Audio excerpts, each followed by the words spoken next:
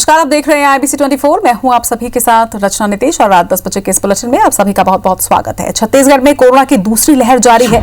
बता दें कि सरकार ने लॉकडाउन बढ़ाए जाने को लेकर संकेत दिए हैं, लेकिन छूट के दौरान सख्ती पहले से कहीं ज्यादा रहेगी। मुख्यमंत्री सभी कलेक्टर्स को उन्होंने कई निर्देश दिए, जिसके तहत ठेलों में, कॉलोनियों और मोहल्लों में सब्जियां बेचने की अनुमति मिलेगी। वहीं फल, सब्जी, दूध, रसोई गैस की door to door home delivery की भी अनुमति होगी। वहीं मुख्यमंत्री ने लॉकडाउन की अवधि में पेट्रोल पंप और पशुओं के आहार से संबंधित दुकानों को खोलने की अनुमति देने के लिए भी कहा है। इसके साथ ही पीडीएस दुकानों के राशन कार्डधारियों को राशन भी मिलेगा।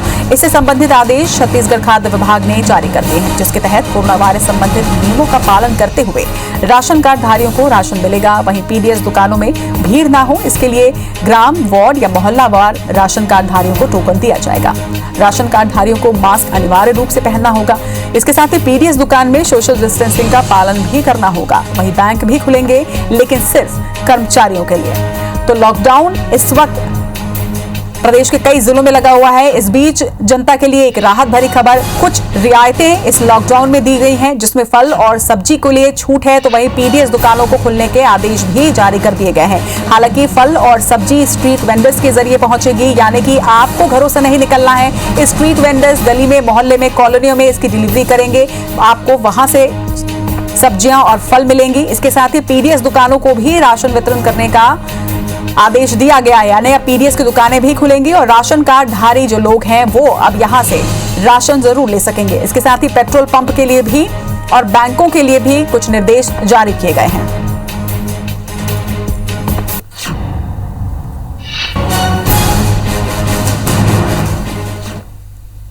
और इस खबर पर ज्यादा जानकारी के साथ हमारे सहयोगी संदीप शुक्ला हमारे साथ जुड़ रहे हैं। संदीप, लॉकडाउन के बीच एक बड़ी रियायत, एक बड़ी छूट इसे कहा जाए, जनता के लिए दी गई है, क्या कुछ अपडेट?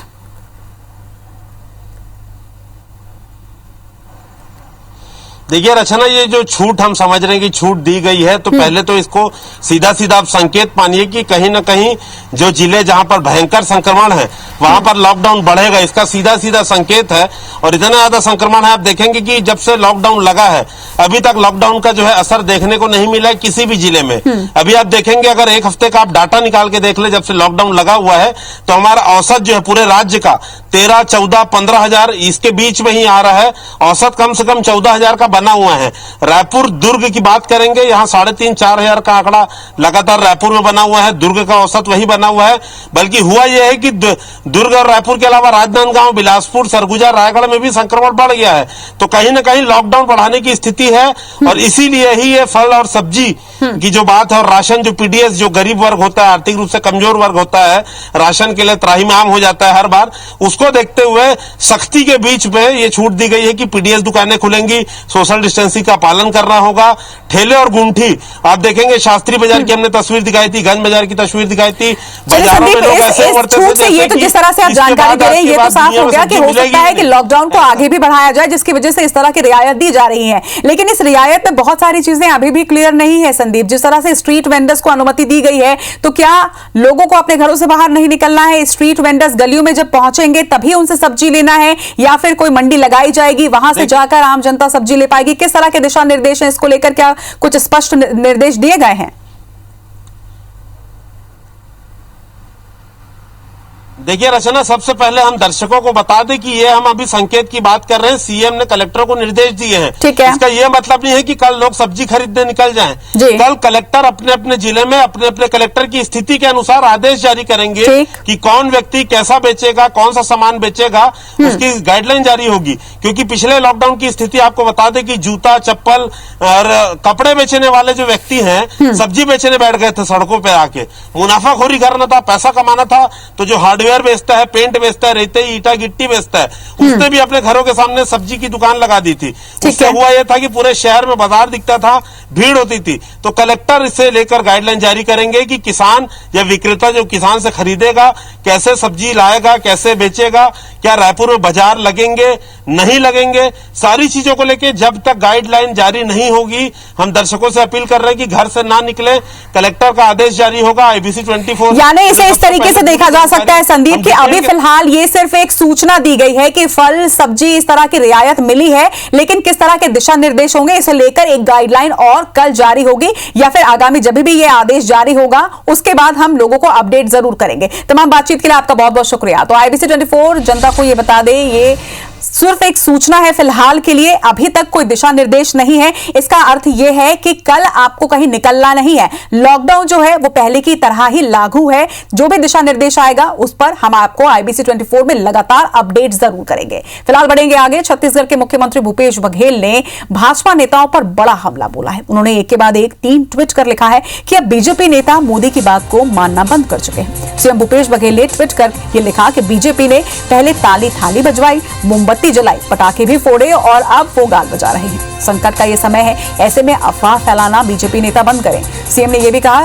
कि आरोप लगाने से पहले आंकड़े देकर ये जरूर बताएं कि कौन सा बीजेपी शासित राज्य है वो जो छत्तीसगढ़ से बेहतर प्रदर्शन कर रहा है। सीएम भूपेश बघेल ने ट्वीट में यह भी लिखा कि प्रधानमंत्री नरेंद्र मोदी ने पूरे देश में यह अपील की थी कि टीका उत्सव मनाया जाए। थाली ताली बजाने वाले लोग टीका उत्सव में नजर नहीं आए। वहीं गुरुवार को सर्वदलीय बैठक में बीजेपी प्रदेश अध्यक्ष तक नहीं पहुंचे। बीजेपी के लोगों ने अब मोदी की बात माननी बंद कर दी है। वहीं सीएम भूपेश बघेल ने ये लिखा कि कोरोना संकट से जूझने के हर संभव उपाय किए जा रहे हैं। जांच और वैक्सीनेशन में छत्तीसगढ़ सबसे अच्छा प्रदर्शन करने वाले राज्यों में से एक है। अगर हमें पर्याप्त संख्या में वैक्सीन 1 सप्ताह पहले ही मिल जाए तो हम और बेहतर कर सकते हैं।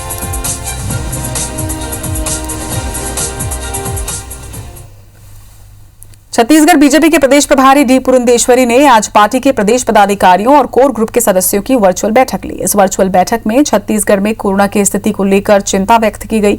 इसके साथ ही मुख्य विपक्षी दल होने के नाते छत्तीसगढ़ की जनता के साथ इस विपरीत परिस्थिति में साथ खड़े होने पर भी विचार मंथन किया गया। बैठक में फैसला हुआ है कि विधायक अपने 1 महीने का वेतन जिला सरकारी कोष में जमा करेंगे और अपनी विधायक निधि से 25 लाख रुपए अपने विधानसभा क्षेत्र में देंगे। बैठक में राज्य में स्वास्थ्य सेवाओं की कमियों और भूपेश सरकार की असफलता को जनता के बीच बताने के लिए 18 अप्रैल को जिला मुख्यालय में बीजेपी प्रेस कॉन्फ्रेंस करने के साथ 20 अप्रैल की ब्लॉक स्तर पर प्रेस नोट के माध्यम से अपनी बात रखेंगे। बीजेपी कोरोना गाइडलाइन का पालन करते हुए 24 अप्रैल को कार्यकर्ता अपने अपने घरों के बाहर धरने पर भी बैठेंगे। वहीं राज्य सरकार को स्वास्थ्य सेवाएं बेहतर करने के लिए जुगाने का काम करेंगे।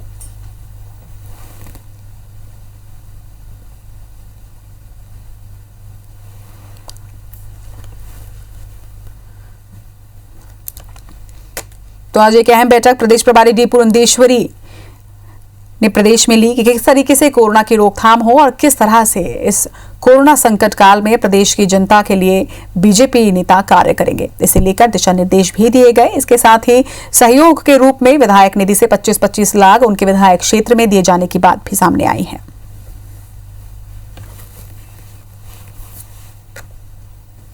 हमारे महामंत्री पुरंदेश्वरी जी और साथ ही सह प्रभारी नितिन नवीन जी उपस्थित रहे और सभी हमारे वरिष्ठ पदाधिकारीगण उपस्थित रहे। माननीय डॉक्टर रमन सिंह जी, माननीय नेता प्रतिपक्ष और समस्त विधायकों के साथ समस्त सांसद की उसमें उपस्थिति हुई और विगत बैठक की समीक्षा की गई। कोरोना महामारी की व्यापकता को लेकर के चिंता व्यक्त की गई। मध्य प्रदेश में कोरोना संक्रमण का असर सरकार के खजाने पर पड़ना शुरू हो गया है। सरकार ने सीमित संसाधनों के चलते अब विधायकों को अपने निधि से कोरोना से लड़ने के लिए जरूरी उपकरणों के लिए राशि खर्च करने का अधिकार दे दिया। यानी ventilator, PPE kit, mask, gloves, sanitiser विधायक की अनुशंसा पर खरीदे जा सकेंगे। इस संबंध में योजना, आर्थिक एवं सांख्यिकी विभाग ने सभी कलेक्टरों को निर्देश जारी कर दिए हैं। आदेश में यह कहा गया है कि विधायकों को अपने विधानसभा क्षेत्र में विकास कार्यों के लिए मिलने वाली राशि का उपयोग कोरोना के बचाव और इलाज के लिए जरूरी उपकरणों, अन्य व्यवस्थाओं पर खर्च करने का अधिकार होगा। यह अनुमति सिर्फ 2021-22 के लिए ही दी गई है। खास बात यह है कि विधायक इस मद में केवल एक बार ही राशि का उपयोग कर सकेंगे। बता दें कि हर विधायक को हर साल विधायक निधि में 1,85 लाख रुपए आवंटित किए जाते हैं। यदि हर विधायक 1-1 करोड़ रुपए भी उपकरण खरीदने में खर्च करता है तो 230 करोड़ रुपए कोरोना से लड़ने में सरकार को आर्थिक रूप से बड़ी मदद मिलेगी।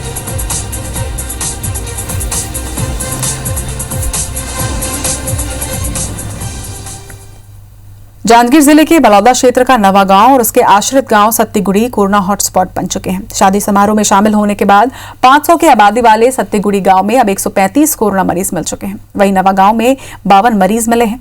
सरपंच और उनके पति भी पॉजिटिव हैं। स्वास्थ्य अमला लगातार कॉन्ट्रैक्ट ट्रेसिंग जरूर कर रहा है, जिससे और मरीजों की संख्या बढ़ने की भी संभावना जताई जा रही है। इसके साथ ही आसपास के कुछ गांव में भी संक्रमण फैलने की बातें सामने आ रही हैं। इतनी बड़ी संख्या में कोरोना मरीज मिलने के बाद दोनों गांवों को कंटेनमेंट जोन बनाकर मुख्य द्वार पर बैरिकेडिंग भी की गई है और कर्मचारियों की यहां ड्यूटी लगा दी गई है। वहीं सत्तीगुड़ी के सभी 135 मरीजों को होम आइसोलेशन पर रखा गया है। इसी के साथ नवागांव के 52 में से 23 मरीजों को महुदा कोविड सेंटर में रखा गया है। शासन के द्वारा बैरिकेड लगा दिए गए हैं और जो अति आवश्यक रहे वो आदमी मतलब जाए के वहाँ आदेश दिए जाते हैं। पुनः कॉन्टैक्ट ट्रेसिंग की जा रही है। उनकी कॉन्टैक्ट ट्रेसिंग में जितने सिम्टोमेटिक मिलेंगे सब उन लोगों को भी हम ये करेंगे, होम आइसोलेट करेंगे अथवा मेडिकल कंडीशन के हिसाब से उपचार की व्यवस्था रहेगी।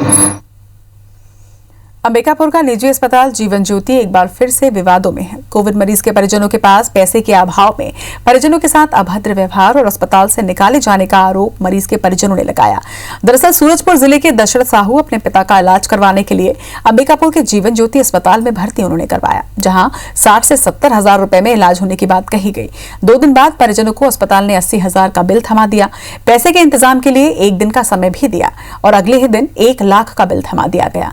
परिजनों से 51,000 और 56,000 रुपए अस्पताल को दिए। पैसे खत्म होने के बाद अस्पताल में परिजनों से अभद्रता कर उन्हें बाहर निकाल दिया गया, जिसके बाद परिजनों ने मरीज को 15 अप्रैल के दिन मेडिकल कॉलेज अस्पताल में भर्ती करवाया, जहां उसके इलाज के दौरान मौत हो गई। अब निजी अस्पताल कह रहा है कि मरीज की कोरोना रिपोर्ट पॉजिटिव आई थी और परिजनों के कहने के बाद ही उन्हें मेडिकल अस्पताल में भर्ती करवाया गया था। वहीं इस पूरे मामले को जिला प्रशासन ने गंभीरता से लिया और मामले की अब जांच की जा रही है। 2 दिन के अंदर में हम लोगों से 1 लाख का बिल दे रहे हैं, तो उसका उतना वहन नहीं कर पाने की वजह से हम लोगों के साथ गाली गुप्ता किया गया और गाली गुप्ता करके हम लोगों को वहाँ से निकाल दिया गया। और दूसरे दिन फिर हम लोग जब चल दिए घर, तो घर दूसरे दिन फ़ोन करके गाली गुप्ता कर रहे हैं। अब बोलते हैं अपने बाप को आकर के ले जाओ, उठा करके तुम्हारे बाप का लाश। और फिर दूसरे दिन हम लोग फिर यहाँ आए और वही जो ही बिल उल था जैसे तैसे ऋण कर्जा करके उनको भरे और फिर उठा करके लाए हैं यहाँ।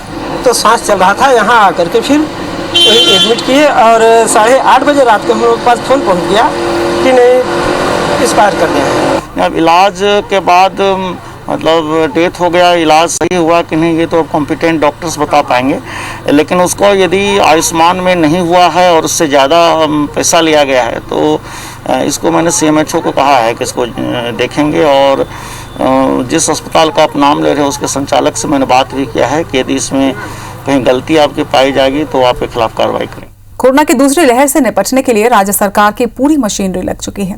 स्वास्थ्य विभाग ने पूरा ध्यान निजी और सरकारी क्षेत्र में बेड की व्यवस्था बढ़ाने पर फोकस कर रखा है।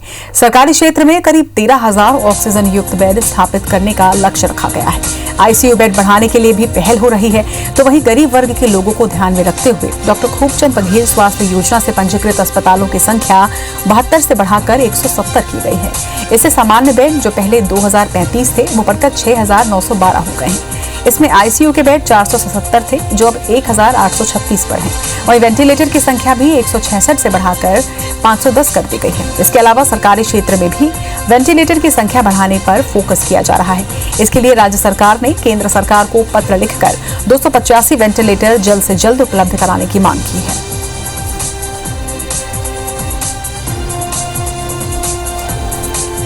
जहां 2035 बिस्तरें थी निजी क्षेत्र में, आज डॉक्टर खूबचंद बघेल योजना से उनको जोड़ने के बाद में 6,912 संस्थाएं काम कर रही हैं। जहां ICU के बिस्तर 20 मार्च 2021 में 477 थे, वहां आज 1,836 ICU के बिस्तरों को हमने निजी क्षेत्र से प्रबंधन करके जिन अस्पतालों की बेड संख्या 50 तक निर्धारित थी उनकी संख्या कोविड के लिए कम करके उनको अनुमति दी है। सरकार का पूरा ध्यान इस समय कोविड के मरीजों के लिए व्यवस्थाओं को पूरा करने पर है। लगातार अस्पतालों में बिस्तरों की संख्या, वेंटिलेटर और ऑक्सीजन सप्लाई जैसी व्यवस्थाओं को बढ़ाया जा रहा है। प्रदेश के कई सरकारी अस्पतालों को पूरी तरह से कोविड डेडिकेटेड सेंटर में बदल दिया गया है, लेकिन इन सबके बीच नॉन कोविड मरीजों को काफी दिक्कतों का सामना करना पड़ रहा है। पिछले दिनों कई ऐसे मामले देखने को मिले जहां नॉन कोविड मरीजों को इलाज के लिए भटकना पड़ा। ऐसे में सरकार का ये कहना है कि हम कोशिश कर रहे हैं कि नॉन कोविड मरीजों को परेशानी ना हो, इसके लिए दूसरे अस्पतालों से टाई अप भी किया जाएगा। यदि कोई Covid dedicated Covid care centre बन गया है तो उसके बगल में कहीं ऐसी व्यवस्था की जाए जिसमें नॉन कोविड का भी इलाज हो सके। जैसे हमने रेड क्रॉस अस्पताल लिया है तो उसको हमने टाई अप किया है यहाँ पे जिला अस्पताल जेपी से। कोरोना से निपटने के लिए सरकार ने खूब तैयारी होने के दावे किए, लेकिन दूसरी लहर में बढ़ते मरीजों की संख्या ने अस्पतालों के बेड फुल कर दिए हैं। हालात को देखते हुए रतलाम रेल मंडल ने तैयारी कर ली है। इंदौर में कई जनरल कोचों को आइसोलेशन कोच में बदल दिया गया है और अब उन्हें एक बार फिर तैयार किया जा रहा है। इंदौर के लक्ष्मीबाई नगर स्टेशन पर 48 आइसोलेशन कोच बनाए गए हैं। दरअसल रेलवे ने पिछले साल भी ऐसे ही आइसोलेशन कोच तैयार किए थे। हालांकि अब तक ये फैसला फिजूल खर्ची साबित हुआ है, क्योंकि किसी भी आइसोलेशन कोच का इस्तेमाल आज तक नहीं हुआ।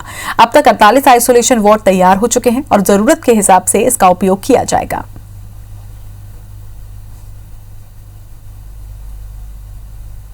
ऐसा माहौल बना है, हम लोगों ने आइसोलेशन कोच को फिर से तैयार किया है। अभी हमारे पास करीब 2 रैक हैं, 24 दुनिया 48 रैक हमारे पास अभी कोचेस खड़े हुए हैं और लक्ष्मी नगर पे रखा हुआ है। और उसको स्टेट गवर्नमेंट अगर चाहती है, अगर उसमें रखना चाहती है तो हम लोग उसके लिए तैयार हैं। भोपाल में कोरोना संक्रमण के चलते विश्राम घाटों में जगह नहीं है। 24 घंटों का नंबर लगाकर लोगों को वेट करना पड़ रहा है। ऐसे में नीलबढ़ के हरिनगर में चबूतरा बनाकर अंतिम संस्कार का मामला सामने आया। यहां पानी की टंकी के पास ही लोगों ने अंतिम संस्कार कर दिया। इतना ही नहीं, बल्कि इसके लिए अस्थायी रूप से अंतिम संस्कार के लिए चबूतरा भी बनाया गया है। इसका वीडियो भी सोशल मीडिया पर वायरल हो रहा है। मामले की शिकायत भी रहवासियों ने अधिकारियों से की है।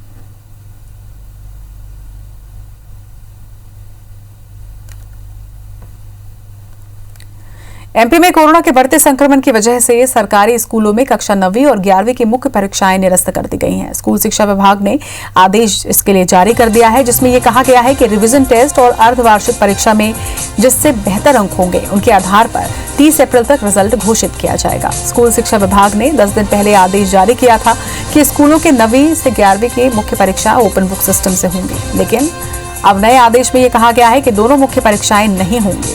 अब दोनों परीक्षाओं के लिए बेस्ट 5 के आधार पर गणना कर रिजल्ट घोषित कर दिया जाएगा। यदि स्टूडेंट को 6 में से 5 सब्जेक्ट में उत्तीर्ण किया गया है तो एक सब्जेक्ट में न्यूनतम 33 अंक नहीं हो सके हो तो भी उसे उत्तीर्ण घोषित किया जाएगा। और अब खबर कांकेर से, जहां कोविड-19 से लड़ाई में एक बार फिर गोयल ग्रुप द्वारा Shri Bajrang iron and mines ने अपने सामाजिक दायित्वों का निर्वहन किया है और कांकेर जिला प्रशासन को 5 ऑक्सीजन कंसंट्रेटर मशीन का सहयोग दिया, ताकि कोविड-19 की इस लड़ाई में प्रशासन के साथ कंधा से कंधा मिलाकर खड़े रह सकें। गोयल ग्रुप ने संकट की इस घड़ी में कांकेर जिला प्रशासन का सहयोग कर एक सराहनीय काम किया है। कांकेर कलेक्टर चंदन कुमार ने गोयल ग्रुप के इस कार्य को स्मरणीय बताया और श्री बजरंग आयरन को धन्यवाद भी दिया।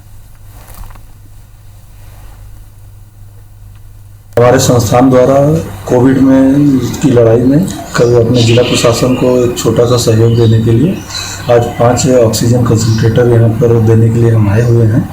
संस्थान जो हमारा सामाजिक सरोकार को लेकर जो हमारी जागरूकता है, हमारा जो कर्तव्य है, उसका निर्वहन के लिए हम यहाँ पे आए हैं। कोरोना महामारी की दूसरी लहर से आज पूरा देश जूझ रहा है। इस महामारी को छत्तीसगढ़ में पांव पसारने से रोकने के लिए छत्तीसगढ़ सरकार लगातार काम कर रही है। सरकार गरीब वर्गों के लिए विशेष चिंता कर रही है और उनके लिए लगातार फैसले भी ले रही है। सरकार की अपील पर लगातार अलग अलग वर्ग के लोग भी संकट की इस घड़ी में कदम से कदम मिलाकर चल रहे हैं। कोरोना वायरस की दूसरी लहर और लॉकडाउन से उत्पन्न परिस्थितियों में संकटग्रस्त और जरूरतमंद लोगों के लिए राज्य सरकार ने अपने दरवाजे खोल दिए हैं। मुख्यमंत्री भूपेश बघेल के निर्देश पर सरकार की ओर से जनहित में कई सकारात्मक कदम उठाए जा रहे हैं। कोरोना संक्रमण से बचाव के लिए सरकार ने अलग अलग मद से लगभग 1200 करोड़ रुपए के फंड जारी किए हैं, जिसमें आपदा मोचन निधि से लगभग 243 करोड़ रुपए, मुख्यमंत्री सहायता कोष से लगभग 73 करोड़ रुपए, अन्य मदों से लगभग 900 करोड़ रुपए जारी किए गए। इन मदों से सरकार ने कोविड-19 मरीजों के इलाज के लिए 36 विशेष कोविड अस्पताल और 66 कोविड केयर सेंटर्स की स्थापना की है, जिसमें वर्तमान में लगभग 7000 बेड की व्यवस्था है। इसे आने वाले समय में 3 गुना करने का लक्ष्य रखा गया है। संक्रमण के फैलाव को रोकने के लिए सरकार ने टेस्टिंग, ट्रेसिंग और ट्रीटमेंट पर फोकस करने का निर्देश दिया है। पिछली लहर में टेस्टिंग कम हो रही थी, लेकिन इस बार सरकार ने टेस्टिंग कैपेसिटी को कई गुना बढ़ाया है। सरकार ने निजी अस्पतालों एवं पैथोलॉजी केंद्रों में कोविड जांच के लिए शुल्क का निर्धारण भी किया है, जिसके तहत RT-PCR जांच के लिए 550 रुपए, ट्रू नॉट टेस्ट के लिए 1300 रुपए और रैपिड एंटीजन टेस्ट के लिए 150 रुपए लिए जाएंगे। निजी अस्पताल में बिस्तरों के लिए दर का निर्धारण भी हो चुका है। NABH मान्यता प्राप्त निजी अस्पतालों में मॉडरेट स्थिति वाले मरीजों के इलाज के लिए 6200 रुपए प्रतिदिन, गंभीर स्थिति वाले मरीजों के लिए 12000 रुपए प्रतिदिन, अति गंभीर मरीजों के इलाज के लिए 17000 रुपए प्रतिदिन की दर निर्धारित की गई, जबकि NABH से गैर मान्यता प्राप्त निजी अस्पतालों के लिए मॉडरेट होने पर 6200 रुपए, गंभीर होने पर 10000 रुपए प्रतिदिन और अति गंभीर होने पर 14000 रुपए प्रतिदिन का शुल्क निर्धारित किया गया है। जो व्यवस्थाएं हैं उसमें हमारी कोई कमी नहीं है। टेस्टिंग देखिए, आज 40,000 प्रतिदिन टेस्टिंग हो रहा है। कितने राज्य में से टेस्टिंग हो रहा है? 36 लाख से ऊपर हो गया। 2 करोड़ 80 लाख जो जनसंख्या है उसके हिसाब से करें तो 12% से ऊपर आ रहा है। और कितने राज्य हैं जिसमें 12% वैक्सीनेशन हुआ है? भारत सरकार रिकॉर्ड है, मेरे पास भी रिकॉर्ड है, मैं बता सकता हूँ। इसके अलावा स्थिति की गंभीरता को देखते हुए राज्य सरकार ने 5 ऑक्सीजन प्लांट को मेडिकल ऑक्सीजन बनाने की अनुमति दी है। इससे पूरे प्रदेश में लगभग 1000 मेडिकल ऑक्सीजन सिलेंडर्स की उपलब्धता हो पाई है। टेस्टिंग के साथ साथ वैक्सीनेशन में भी छत्तीसगढ़ का प्रदर्शन राष्ट्रीय औसत से बेहतर है। छत्तीसगढ़ में 45 वर्ष से अधिक उम्र के 33 लाख से अधिक लोगों को कोरोना से बचाव का पहला टीका लग चुका है। इनमें से 84,295 लोगों ने टीके की दूसरी खुराक भी ले ली है। प्रदेश भर में इस आयु वर्ग के लगभग 58,67,000 लोगों के टीकाकरण का लक्ष्य है। इस लक्ष्य के 57% लोगों को पहला डोज दिया जा चुका है। सबसे मैं अपील करना चाहता हूं कि भीड़ भाड़ ना बढ़ाएं, दूरी बना के रखें और सैनिटाइज़र का और हाथ धोने का लगातार हाथ धोने का काम होते रहना चाहिए, जिससे कोरोना से लड़ा जा सके। छत्तीसगढ़ में कोरोना संक्रमण के बढ़ते मामलों को देखते हुए हवाई और रेल यात्रियों के लिए नई गाइडलाइन के तहत छत्तीसगढ़ आने वाले हर यात्री को कोविड जांच की RT-PCR नेगेटिव रिपोर्ट दिखाना अनिवार्य है। ये रिपोर्ट भी छत्तीसगढ़ पहुंचने के पहले 72 घंटे के भीतर की होनी चाहिए। Bureau report, IBC 24, Raipur. इसी के साथ इस बुलेटिन में फिलहाल इतना ही। आप देखते रहिए IBC 24। नमस्कार।